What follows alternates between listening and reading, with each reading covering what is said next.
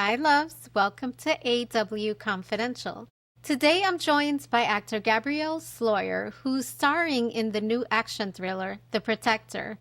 Gabriel is known for playing complex and layered characters, and this character in The Protector is no different.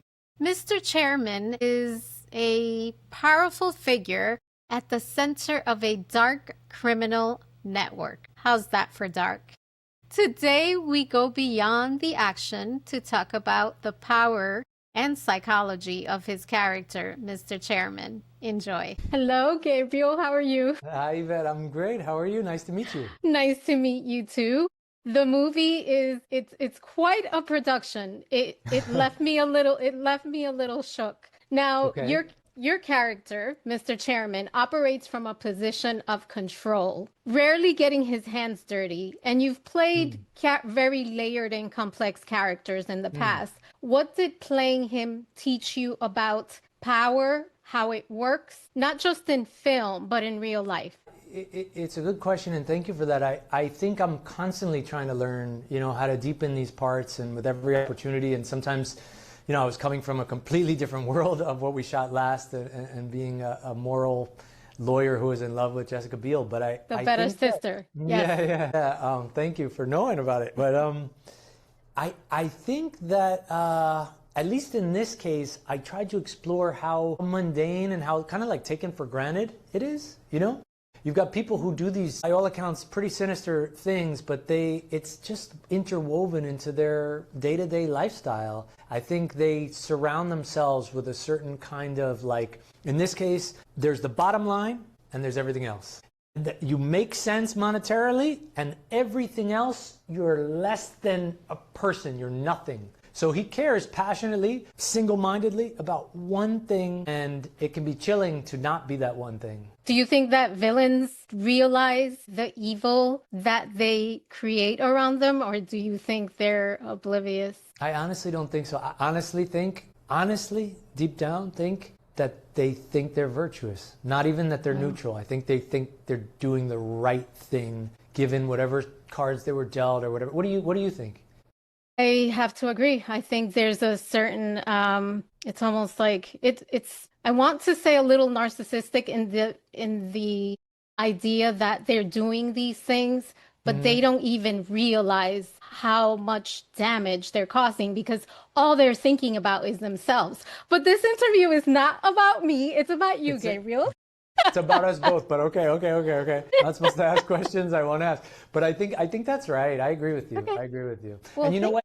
When you come from in North America, particularly, we're one of the most individualistic, if not the most individualistic countries in the entire world. And when you're just thinking about yourself, when you're just thinking, I gotta eat, I gotta take care of my family, there's no sense of when I go to the supermarket, I walk my dog, I go outside, we're in this together. For whatever brief, ephemeral moment that we're alive, we're all here together right now. Your interview is just as important as this project.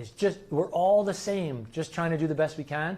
Without that sense, yeah, it's pretty easy to slip into well, you know what? Nobody cared for me, so I'm going to do life this way. And then turn into a I'm villain. actually glad that you mentioned that because I have to ask you, Sure. this film it deals with exploitation and violence. As an actor, how do you step into something that dark and then leave it behind and not take it with you? Yeah, really good question that I don't have a great answer for. In this particular case, I tried not to think about it. It's one of those, there are things that are really dark and hit people a certain way. This particular theme is whew. But I went about thinking well, I love that it's going to make the audience uncomfortable because it makes me uncomfortable. Hopefully and I thought it's so dark that if I don't touch it, if I don't make him perversely interested in it, if I just let it be as a thing he does in his day-to-day, it might read even more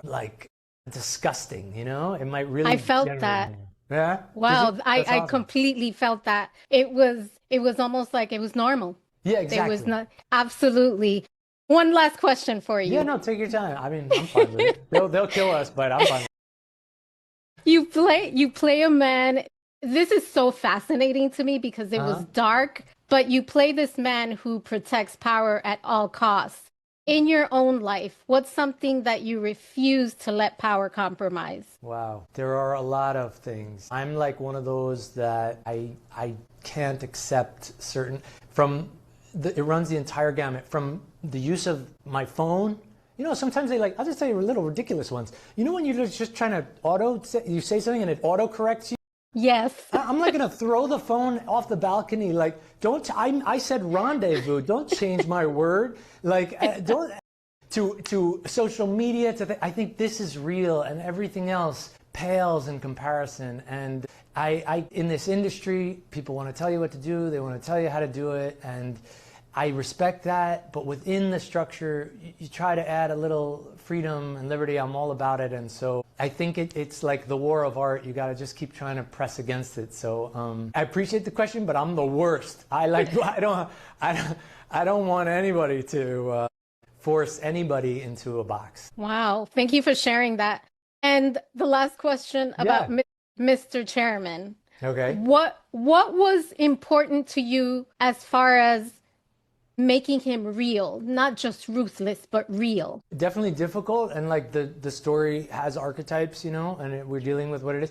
But I think trying to make him do well for his family, I think he mentions he has a line about his father's expecting I don't want to ruin the movie, but like, you know, he's expecting livestock, and I think he's just, again, views the world as I'm just a cog. I'm trying to get my piece of life, which can be so dangerous because you're not thinking about the effects it has on anybody else. But I think trying to think of him, we see The Godfather, right? It's the quintessential example.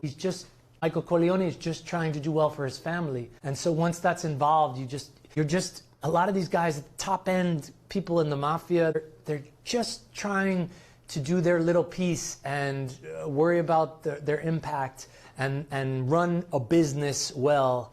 And so I tried to enter in as best I could in that angle, and hopefully that would give him a little more humanity in his struggle. Well, we all have a role to play, as they say, right? I think so. Thank you so much, Gabriel. You're amazing. Congratulations on the film. Thank you. Thank you. Nice to talk with you. Nice to talk to you. Ciao. I hope you enjoyed this episode of AW Confidential.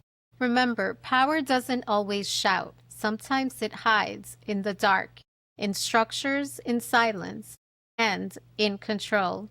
And that's some of what we unpacked today. Grateful to Gabriel for his honesty, and grateful to you for joining me. Please like, subscribe, and share this episode. I'll talk to you soon, loves. Bye.